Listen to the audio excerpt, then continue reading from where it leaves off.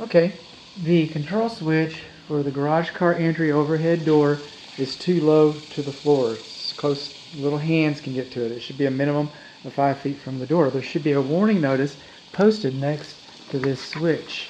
Just like we have the warning notice posted on the door, that's a good thing. But we should have a similar warning notice posted next to the switch. The staples for the control wires, those are not insulated staples. These staples can cut the insulation and cut your distance to your door. Okay, the data plate. We've got the doors half open here. I pulled the emergency release. Okay, so that way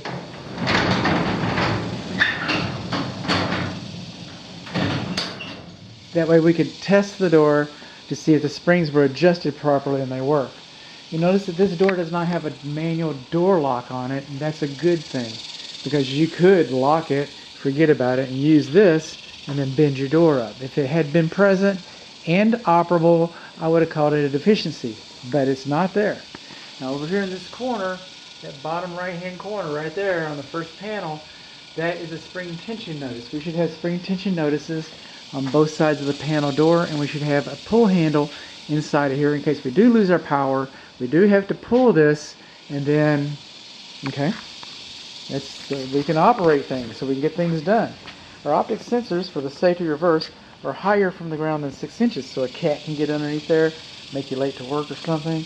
Okay, so no, they're supposed to be 6 inches or closer to the floor, to the ground, so that it doesn't crush kids and things. So those are just some of the things that we've got. Now I do not do a block test on the garage door openers. It's in the inspection agreement posted on my website. It's an inspection agreement my dear client signed. I'm going to let you know that right now I made a business decision to do no harm. I am only going to test the safety reverse using my big old flat zombie hoof. Okay, I'm going to trudge across the tundra over here, mile after mile. I'm going to push the button. I'm going to dance over here if one foot's larger than my other foot. And then I'm going to break the beam. Open sesame. So that's how we know the safety reverse works. So what we learned, switch is too low, doesn't have a safety notice on it. We do not have insulated staples. We learned that our optic sensors were too high. We learned that we do not have a spring tension notice on this side of the door. We do not have a pull handle. We learned that that receptacle outlet is not GFCI protected. We do not have GFCI protection. When this home was built, GFCI was not required on garage ceilings. And speaking of GFCI, we've got GFCI over here that does not affect this. So we should not have an extension cord to go into our luminaries. Our luminaries should have a cover on them, and this receptacle doesn't work. That must be why they put a little X on there. So that receptacle is inoperable.